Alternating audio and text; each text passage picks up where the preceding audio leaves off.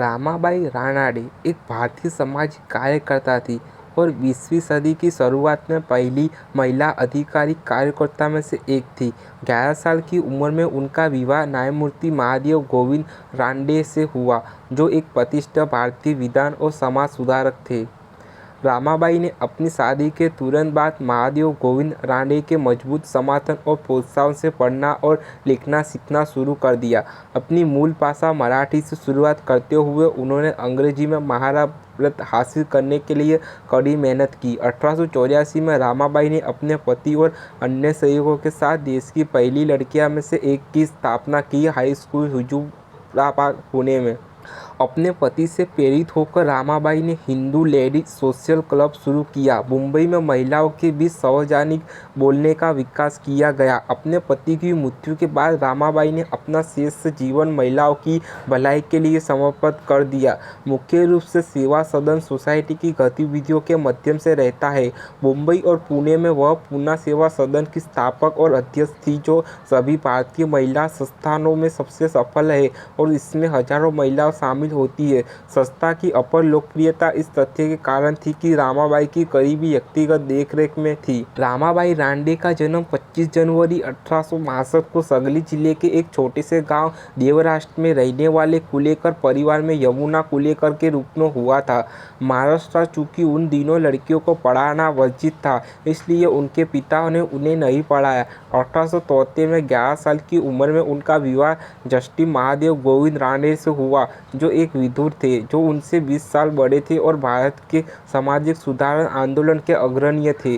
उन्होंने घर में महिलाओं के विरोध के बावजूद उसे शिक्षित करने के लिए अपना समय समर्पित किया और उसे सामाजिक और शैक्षिक सुधारों में एक योग्य सहायक बनाने में मदद की। उनके मजबूत समर्थन और उनके दूरदर्शी मार्ग को सजा करते हुए रामाबाई ने अपना पूरा जीवन महिलाओं को आत्मनिर्भर और अधिक रूप से स्वतंत्र बनाने में बिताया। उनके पति बॉम्बे विश्वविद्यालय से प्रथम श्रेणी सम्मान के साथ स्नातक थे। उन्होंने न केवल बॉम्बे का एल्फिंस्टन कॉलेज में अंग्रेजी और अर्थशास्त्र के प्रोफेसर के रूप में काम किया, बल्कि एक पक्षीय अनुवादक और एक समाज सुधारक के रूप में भी काम किया। उन्होंने समाज में मजबूत बुराइयों के खिलाफ कठोरता के काम किया। वह छुआछूत, बाल विवाह के खिलाफ थे। सवै बच्चे के विवाह करके परिवार की इच्छा। उन्होंने सार्वजनिक सभा पर कब्जा कर लिया और समाज विकास के लिए कई आंदोलनों का नेतृत्व किया। जब वह अपने शुरुआती 30वें दशक में थे, तब उन्होंने पूरे महाराष्ट्र की प्रशंसा हासिल कर ली थी।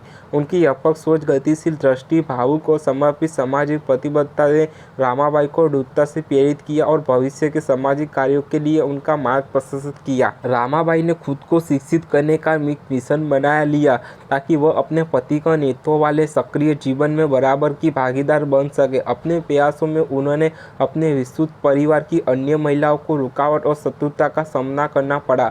न्यायमूर्ति रानडे ने युवा रामाबाई को मराठी लिखने और पढ़ने की नियमित शिक्षा दी। इतिहास, भूगोल, गणित और अंग्रेजी। वह उसे सभी समाचार पत्र पढ़ने को कहता था और इसके साथ समसामयिक विषयों पर चर्चा करता था। वह उनकी समर्पित शिक्षा बन गई और धीरे धीरे उनकी सच्ची और विश्वसनीय मित्र बन गई।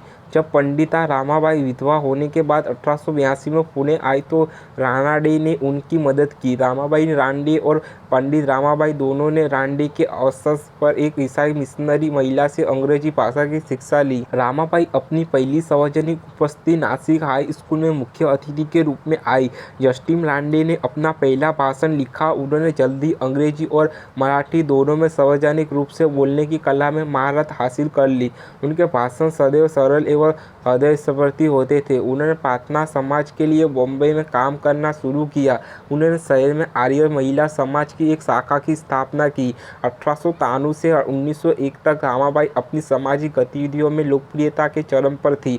उन्होंने बॉम्बे में Hindu ladies social and literary club की स्थापना की और महिलाओं को भाषा, सामान्य ज्ञान, सिलाई और हस्तकला में प्रशिक्षित करने के लिए कई कथाएं शुरू की। रामाबाई ने अपनी सार्वजनिक सेवा 1878 के आसपास शुरू की, लेकिन 1901 में जस्टिस रानडे की मृत्यु के बाद उन्होंने खुद को पूरी तरह से भारत में महिलाओं के मुद्दों से जोड़ा। वह अपने पति के निधन के बाद 23 साल तक जीवित रही। उनकी मृत्यु सामाजिक जागृति, शिकायत के निवारण और अनक्षरग्रस्त महिलाओं के पुनर्वास के लिए सेवा सदन जैसी समाज संस्थाओं की स्थापना से भरा जीवन। अपने पति की मृत्यु के बाद उन्हें बॉम्बे छोड़ दिया और पुणे आ गए और अपने पुराने पैतृक स्थान पर ही रही। फूले मार्केट के पास घर 1 वर्ष तक उन्होंने एकांत जीवन व्यतीत किया। आखिरकार वह अपने आत्मा लगाए गए अलगाव से बाहर आ गई। उस समय रामकृष्ण गोपाल भंडारकर और श्री भाजेकर के आग्रह पर उन्होंने बॉम्बे में आयोजित भारत महिला परिषद के पहले सत्र की अध्यक्षता की। 1904 में वह जेल के कैदियों के बीच आत्मसम्मान जगाने के लिए केंद्रीय कारागार, विशेष रूप से महिला विंग की नियमित अंगातुक बन गई।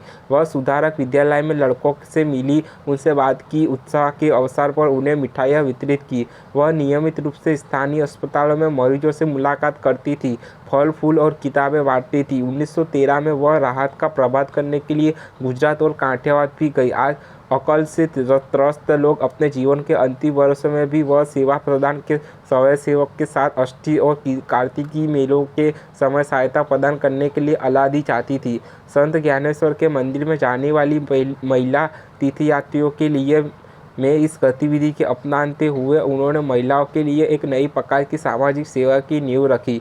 1920 में असहयोग आंदोलन के चरम पर महात्मा गांधी के नेतृत्व में रमाबाई ने सूत कतना भी सीखा। चरण पर